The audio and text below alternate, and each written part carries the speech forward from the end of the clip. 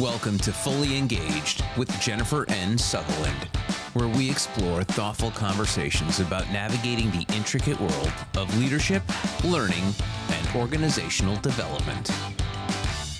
Hi, Lindsey, Leigh. Thank you so much for joining us today. Let me do a brief introduction so everybody knows who we're talking to today.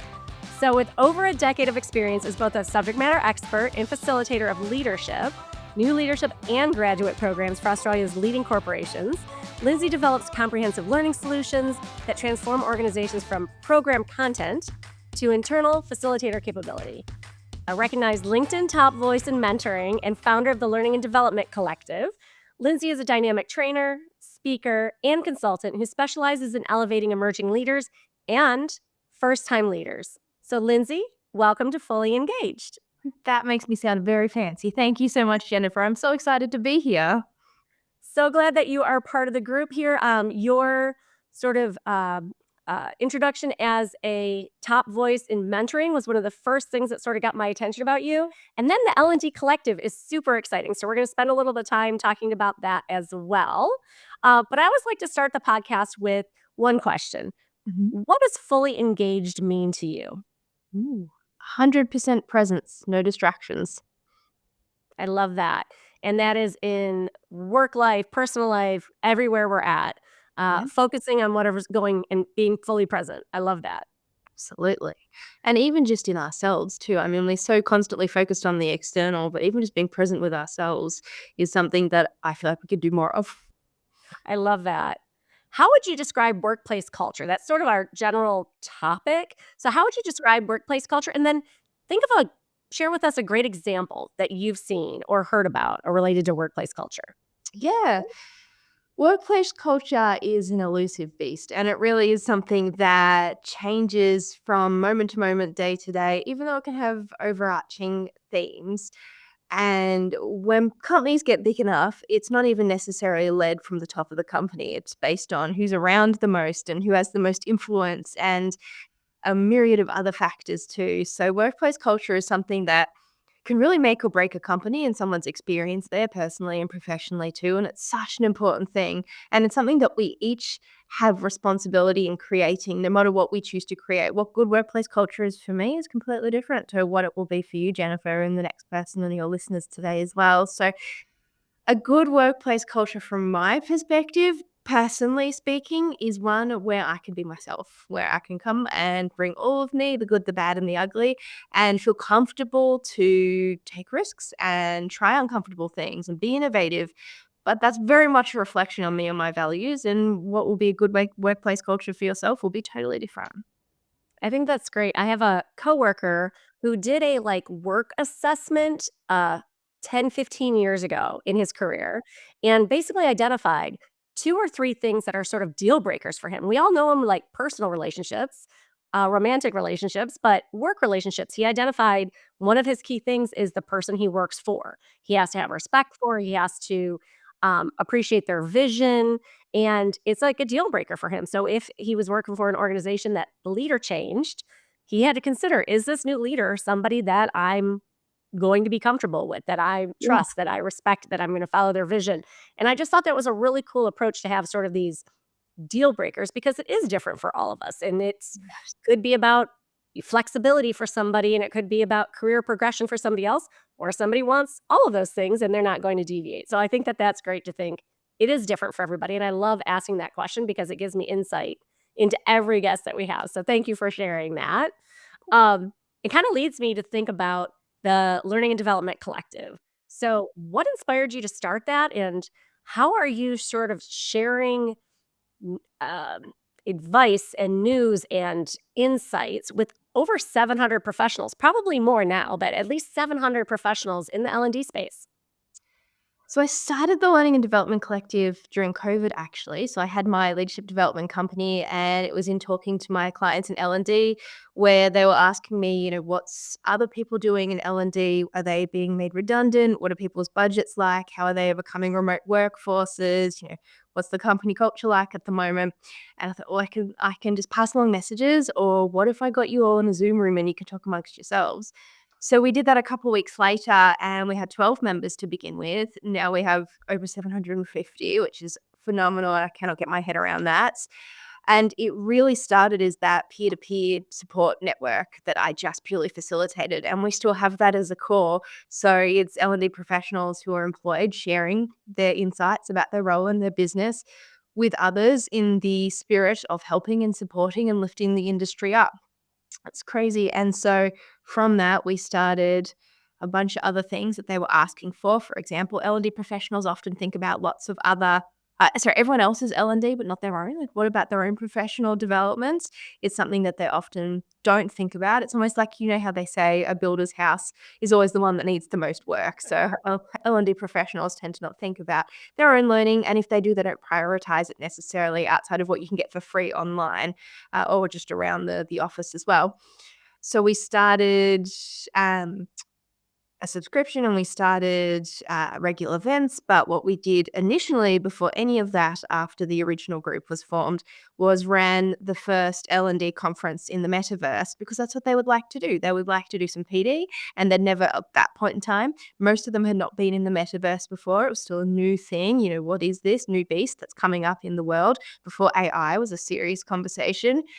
So we did that with 120 attendees. I didn't even know what the metaverse was when they brought it up to me at first. I just said, yes, okay, great, let's do that. But on the inside, I'm like, is that not a video game? Like, how am I going to run a conference in a video game that my stepkids play? I don't know.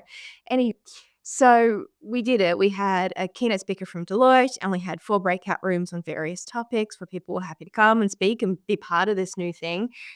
And it was a lot of fun. And from there, we've just continued to build and develop what people in the forum, which is the original group, have been asking for. And we now do industry reports and all sorts of things. So there's not one answer in terms of how we share that knowledge and skills. We approach things from a personalized avenue as much as we possibly can.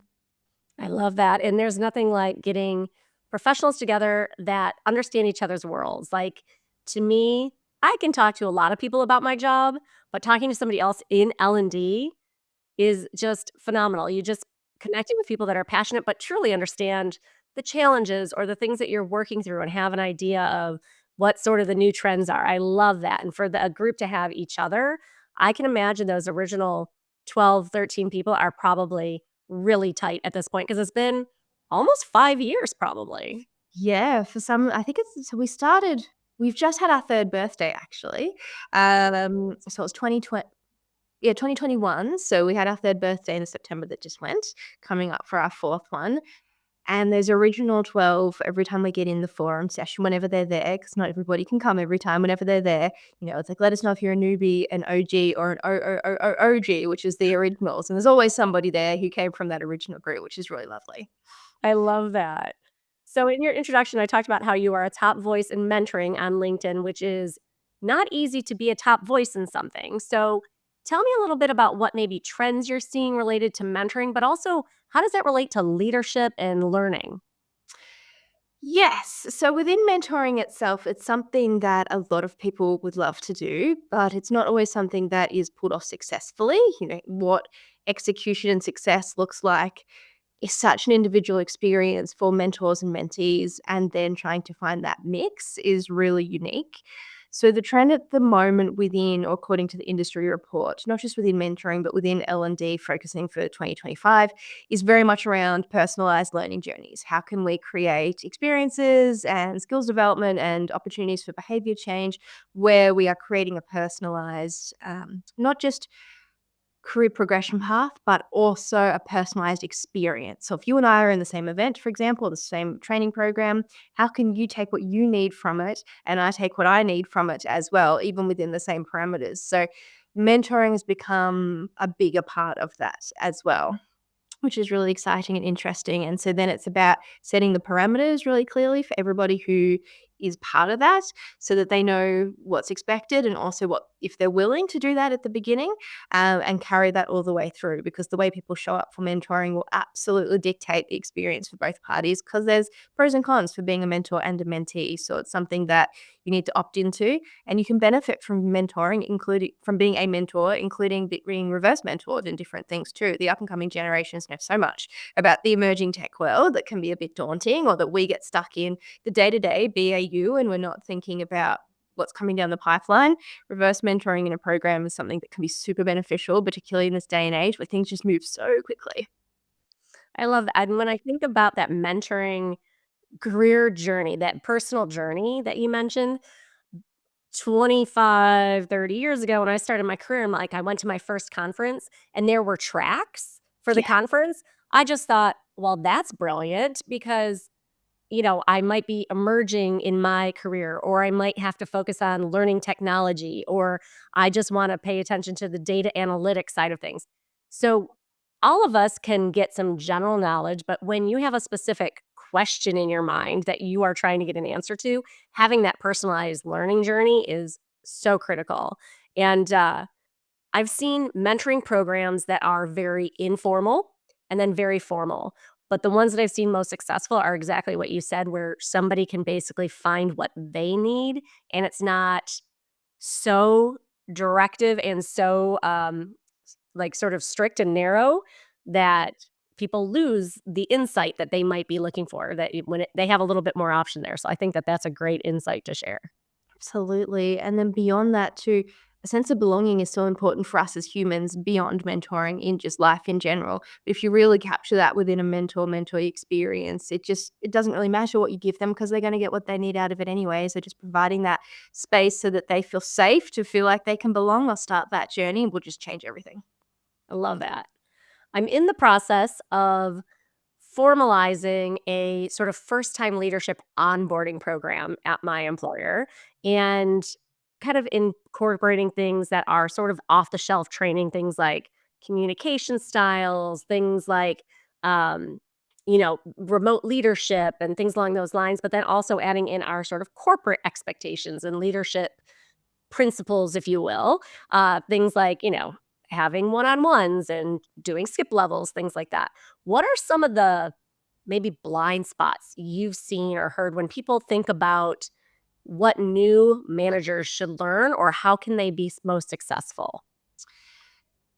The biggest one I see is the thought process, even if not consciously, that they need to know everything, drink from the fire hydrant style. And a new manager, someone who's just stepping into leadership for the first time or the first time within your company, is in essence, to put it blatantly, a high risk time for them. That's when you're likely to lose them as a team member from your company entirely.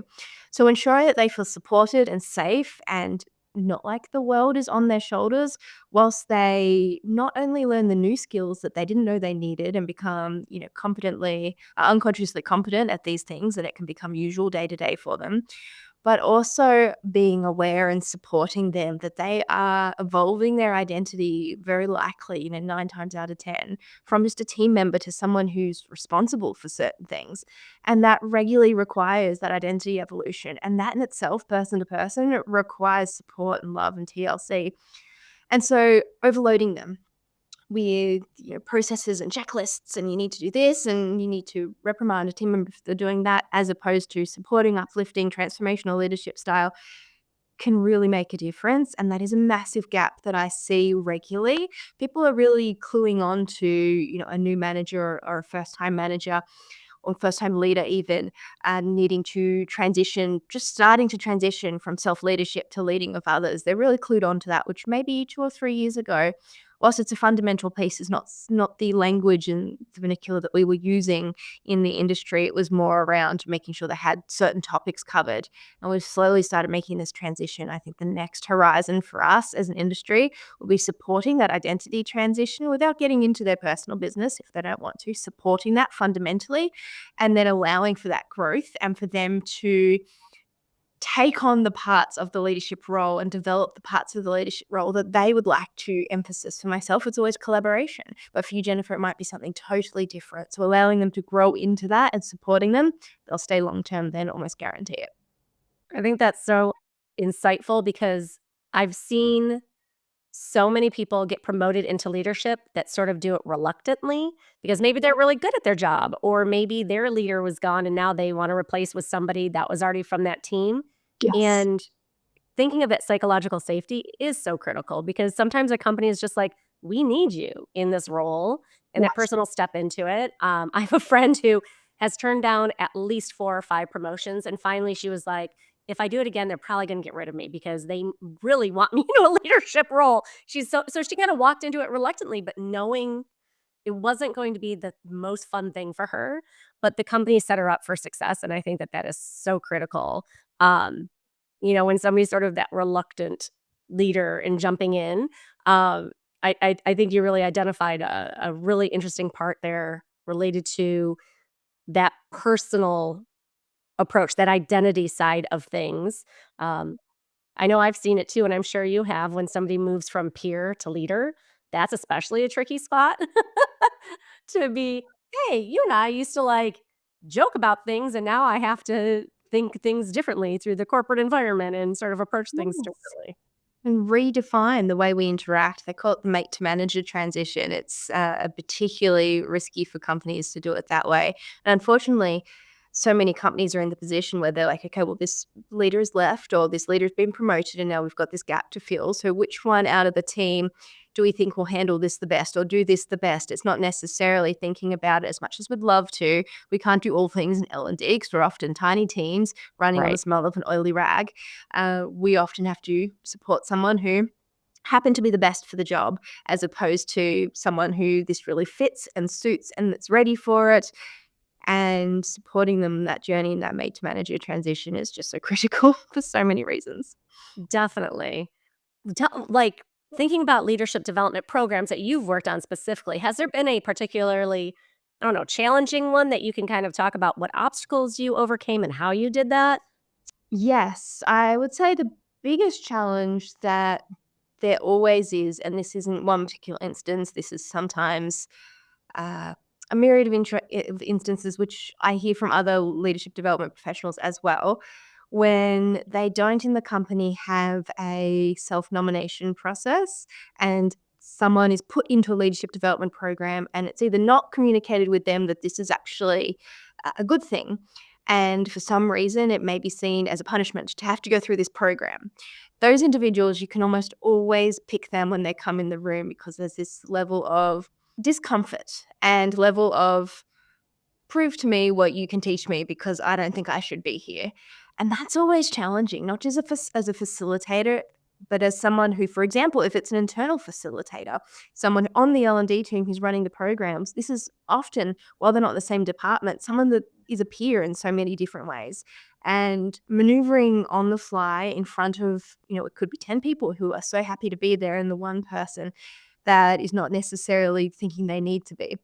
This is a huge challenge for people and it requires adaptability and flexibility and a lot of confidence. It's hard to get up and present to people. It's hard to get up and train. And then to do that with an outcome in mind, with someone in the room who's like, I think, prove what you're worth kind of thing. Prove to me why I should be here can be tricky, absolutely, and can rock your confidence a little bit, which can have flow through effects for the leadership development program as a whole. So, getting those people on side really fast in using whatever skills you need to in that moment.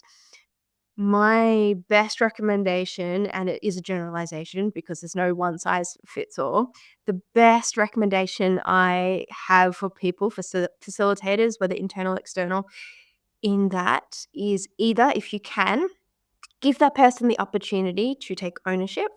And even if they need to, give the person the opportunity to rebuttal something you've said in front of everybody. And if you've got any coaching skills, I'm a qualified coach, you could actually work with them in that space if they've given you permission without they don't necessarily have to use those words, but you'll know, given you permission, work through it with them. And then you can bring everybody back on that journey together as well.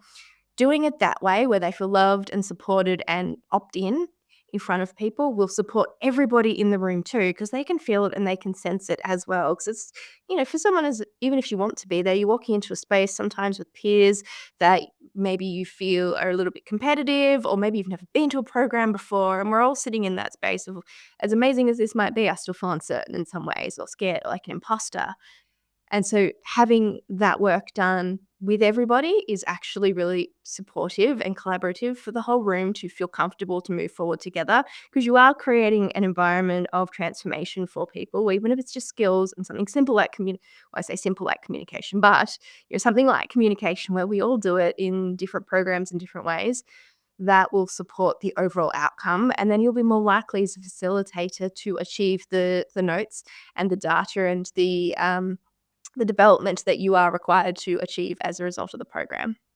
I love that you mentioned imposter syndrome specifically and sort of the maybe internal competitiveness, even though it might not be overt, but there's sometimes some of that, below the surface. I was in sales for 10 years, and you put salespeople in a training together, and there's suddenly role plays or case studies, and that competitiveness comes out, but that nervousness that, are they going to realize that maybe I shouldn't be in this role? Or why am I in this training? So I think your approach is really spot on because I've seen that done really effectively when it comes to facilitating a discussion and a conversation and just sort of recognizing the challenge to have in that room. And you specifically mentioned, if you're an internal facilitator, that's even really kind of awkward because these are coworkers. But in your recent newsletter, you talked about the emerging leader bundle for L&D and how one of the key notices in there is that success factor when it comes to training, learning, and development is having an external facilitator or a consultant come in. What else sort of came out of that you could share? So having an external facilitator can be really useful because as an internal, you're focusing on 99,000 things and you're often in the teacup and you can't see what's printed on the outside, as they say. Having somebody come in who just does that can be really beneficial. The most beneficial thing I've had people say to me from that is the focus on the pre-planning. We as L&D love creating often is focusing on that and love to put all the topics together. And so that's often where we start. And sometimes it's because that's the passion of what we do. Sometimes it's because that's what, top down are pushing for us. What are you actually going to teach them in here? But that is in so many ways the smallest part of the success of the program. The pre-planning needs to take up the majority of the time, and then depending on the program and the way it's structured, the delivery. Because in the pre-planning, you're not only setting the adaptability foundations, which are required in this era. You cannot do a one and done set style. It needs to be able to adapt, particularly with personalized learning journeys, making such an uprising in 2025. It is also where you get your stakeholder buy-in. It's also where you make sure that people are interested to attend and the environment within, you've got time to prep that, the culture of the workplace as well, even if you're putting something in place for the first time. And everyone has said to you in the past, and I know there's so many people who will relate to this, everyone said to you in the past, yeah, we love learning within this business. And then you actually try and offer something and they're like, no, I'm busy. And then it hasn't worked for some reason. It's like the yes, we want learning, but no, we won't follow through with it type scenarios. So many L&D professionals wish that wasn't the case, but is. This pre-prepared area, so this preparing for the program, the pre-launch almost, is going to support you to overcome that. And then once you've got the gaps of where everyone is, where everybody needs to be, and everyone's on board who needs to be, and the potential people who may be in this program are eager and buzzing for it, then you can start to look at the topics and the content will honestly build itself because you need to know to begin with if you're developing skills, if you're changing behavior, or if this really is just they don't know and they just need to know something. It'll just easily build itself from there, but you have to do that legwork beforehand. I think that's the most beneficial thing that I've heard as a result of the bundle. And externals can support you with that very much because, as I said, it's very hard to sometimes see the outside of your teacup and read the label while you're in it. I love that phrase. I've never heard that before. That might be regional, but I might steal that from you. I also might steal, what did you say? The unconscious competence. I love Yes. that phrase. Also stealing that from you, so thank you for that. Well, Um, so I was thinking about the idea of like the external facilitator and internal facilitator.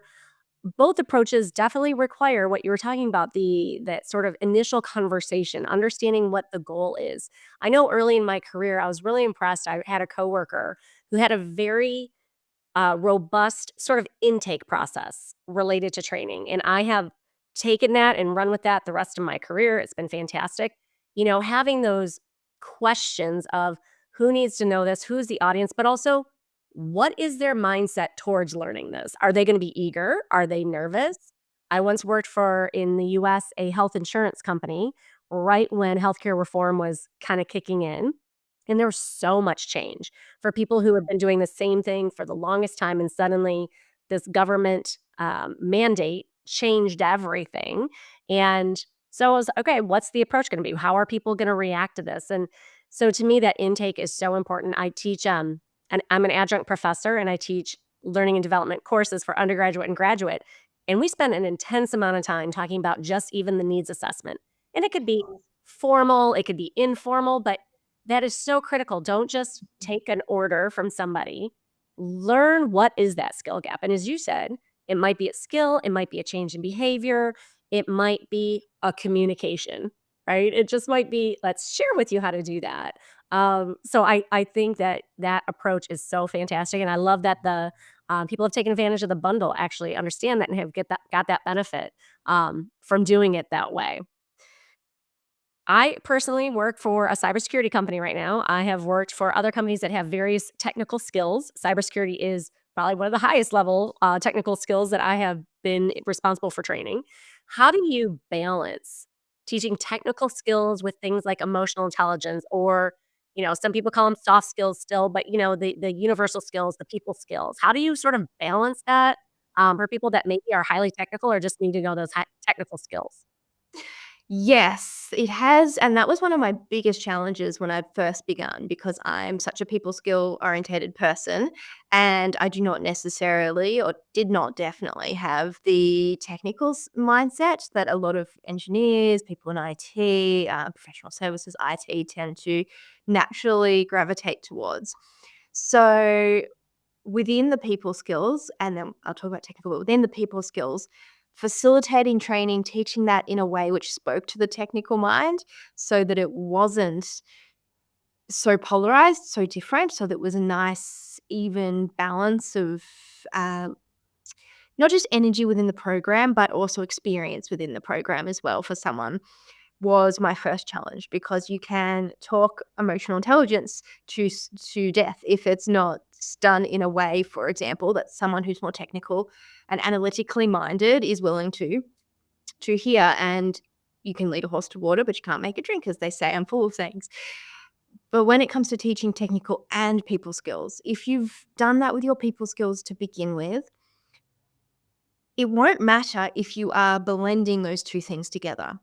And if you've done your pre-program planning really well, you often find, more often than not, that you can, for example, if you need to increase the level of confidence within your team members to have low-level communications around workplace incivility on a low level, for example, standing, you can sometimes actually blend that with your technical skills in some way, shape, or form.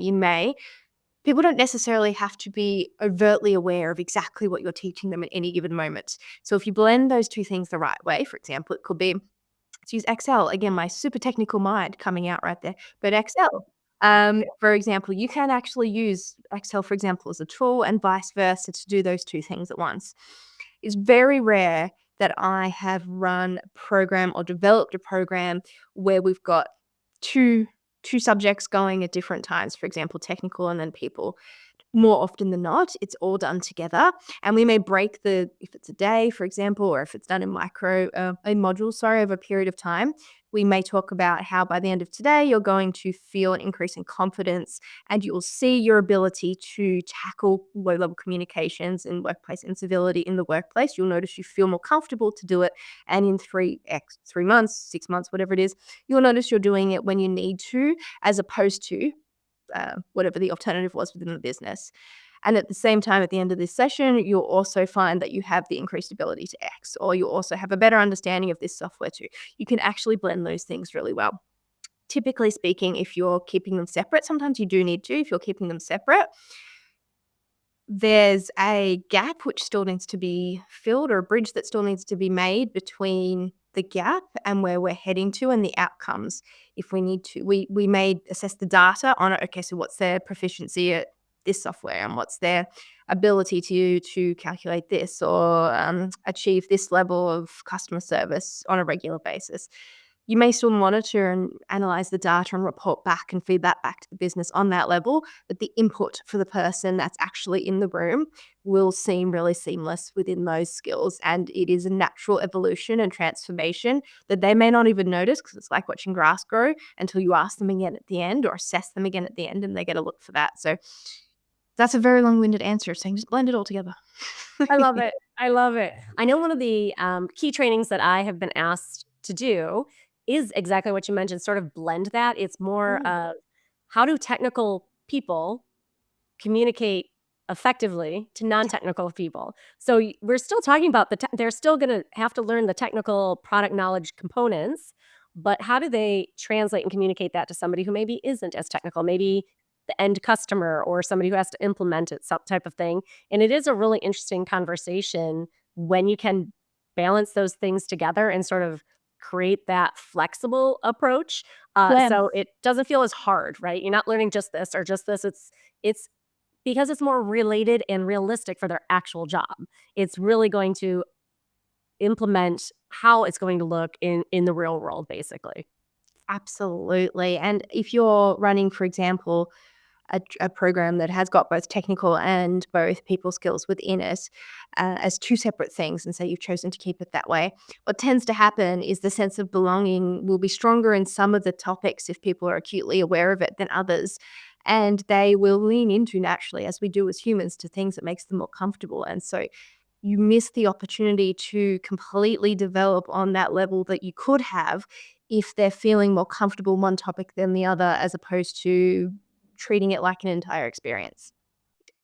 So, thinking about leadership development, training in general, one of my favorite components, which has gotten a lot of attention probably in the past 5, maybe 7 years or so, is storytelling. And I think TED Talks has really helped with that. People have learned that, that approach really just is strong and impactful. How do you think storytelling sort of fits in with leadership development and just training in general? Yes, actually, that's really interesting. So, I am, as a volunteer, the national lead for an association here in Australia called Professional Speakers Australia. And within that, our members are trainers, speakers, leadership development experts, sometimes as well, externally based, and then they go in and do these sorts of things. And one of our members in our local members here is an expert in storytelling, and I have just learned so much from her from storytelling, because it's not something that naturally comes to me, or something that I find really easy to do. It's not a natural skill set. And adding that into different components that either I'm working on directly or that I'm developing with internals so they can do it, has been not only a lot of fun, but also really good for personal development within that. So storytelling has got that ability to not only take people out of the moment and bring them into the story, but also transfer something subconsciously or unconsciously, which will either sit or simmer and then be useful for them in what you're going to do next. So I know there's so many more benefits than that, but that's what I found really useful myself, the ability to share and build that empathy. And it might not be a personal story, it might be a story from someone in the room who's sharing spontaneously because you've set the scene correctly for them to be able to do it. And then you take that story and contextualize it in a certain way and feed it back to everybody so they're primed and ready for whatever comes next or another part of the program. And they're able to use what they learned, even if unconsciously within that, to better their own development within it. It's a phenomenal experience and it's a lot of fun. And I'm actually going to an event in a couple of days where we're going to do some more development on storytelling. And I'm attending as a learner, so I'm looking forward to that very, very much. It's like a endless topic that you can look into. Yeah, I love that idea. And as a speaker, having, I don't know, 5 to 7 stories that you can use depending on the topic, depending on the audience, but being able to have those sort of at your fingertips, especially people that are interested in being professional speakers or, at conferences and keynotes and things like that, to have that sort of story ready to go. And I Yes. love that you can weave those stories throughout. So it's not just getting their interest in the very beginning, but like you said, introducing the next topic or concept and using it to kind of pull things through. And then at the end, kind of tying it all together so that they can recognize themselves in that story, even though it wasn't about them initially. I think that that is so brilliant. I'm so excited for your experience to go to that event, and I'm sure you're gonna come up with a whole bunch of new ideas that you can use in future trainings and things. Absolutely. I love it. I love it. So when we think about this podcast is called Fully Engaged, and I am just a huge advocate for the employee experience in general. When you think about employee engagement and leadership development and leaders in general, where do you think that sort of intersection is? And how do you think that that ties into like corporate culture? Mm. Self-responsibility is definitely something that I feel is the basis of a lot of things that we do as humans, particularly in leadership development, particularly in the workplace as well. The reason being, we are often, it's easy for us as humans to feel like we are just going with the flow and riding the waves and being pushed around by the winds of the time, whatever that means for you in that particular moment. And without that level of responsibility, I think Jocko Willink says it the best. Without that level of responsibility of self, it's really easy to just drift and float and feel like when something happens in the workplace or the culture isn't exactly the way that you would like it, perhaps it's grating and maybe there's a bit of friction for you for whatever reason, with an extra level of self responsibility. Like, what can I do? How can I make an impact, even just for me? We can just pick up and leave, or we can perhaps create a culture around us, a little microculture around us in the workplace, which is not in alignment with the way we'd like to show up in the world. So taking that level of accountability of self, the accountability of what we're putting out there, but also for our own emotions and understanding that they are just part of the human experience and they're not necessarily the thing that is our defining factor, and how we feel on one day may just be how we feel on that day. It doesn't need to have justification or reason. It's okay. Knowing that, accepting that, taking responsibility for that, and then choosing how you show up without changing who you are in any way, shape, or form. Choosing how you show up on a day-to-day basis and having that level of responsibility can make such an impact in workplace culture, because it's often the loudest or the biggest energy in the room which can set the culture, even if it's just an open workplace, for example. Let's take tiers of leadership out of it for a moment. Even just in an open workplace, the person with the biggest impact will be the person that's literally the loudest, or smiles the most, makes people have the most emotions one way or the other. You want to make sure what you're doing is a good one and that you have complete responsibility for, and that will make an impact in culture as well.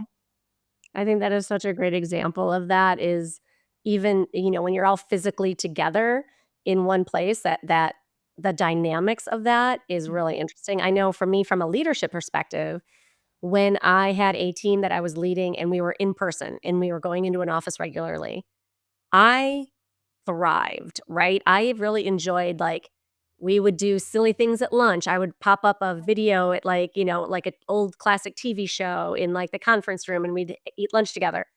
And when we all went remote, that was hard to translate to and convert that in trying to find new ways of doing that. But that idea of the emotional intelligence and employee engagement related to leadership, I think is such an amazing connection. And as leaders, it's our responsibility to make sure that it is tying into the employee experience and helping them really feel connected to the organization and their work and understand what their work is. Um, I've got 2 more questions for you. So, you've had a fantastic career in L&D.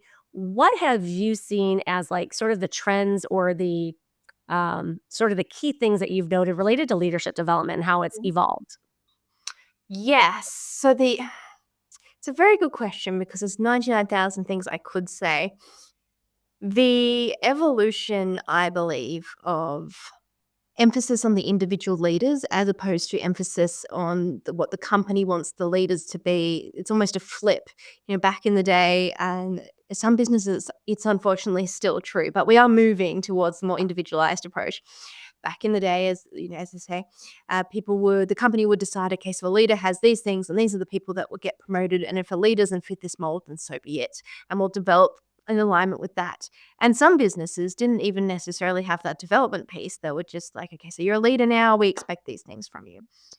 where the emphasis is now on the individual and how would you like to show up and how can we support you and keep you engaged with our company because we see the value and the investment in you as well. It's still not perfect, but in my time, it has been a massive transition.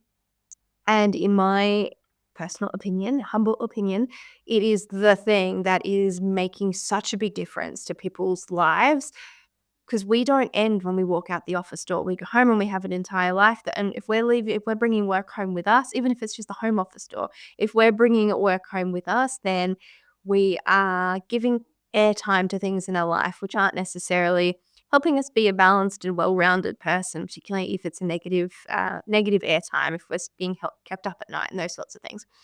So knowing that we as individuals have that ability, whether it's in self-leadership, whether it's in leading others, or whether it's leading an organization, we have the ability to lead on a day-to-day basis in and outside of the workplace by the way we choose to show up in the world, even on our worst days, if there is such a thing.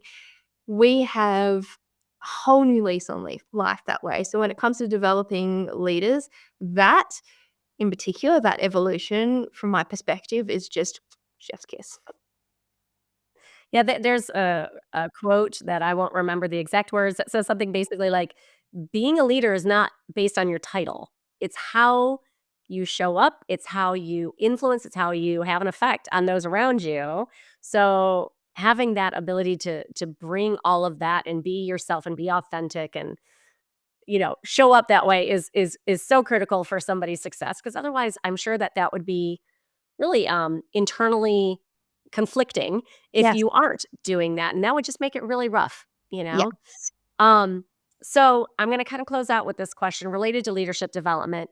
What skills do you think leaders need to be successful in the future? There's so many things going on, but what do you think is, like, sort of that next phase? What are some of the key things that a leader has to have, in your opinion, that's gonna be, like, their success points? Yeah.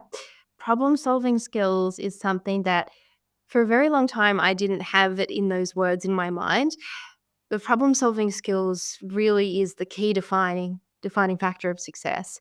In coaching school, they teach you that the person with the most behavioral adaptability or flexibility is the person who will be most successful. And then they give you a bunch of strategies to support you to do that as an individual. When you actually distill that down into something that is more corporate based, you turn that into problem solving skills. So instead of being faced with something that's a challenge, it could be maybe a team member who's going through some things, but you haven't worked that out yet, and you're just seeing the symptoms of that, which may be not in alignment with your typical team culture. It could be a big transformation the company is going through. Perhaps they're installing new software or getting a new CEO or board of directors, something like that.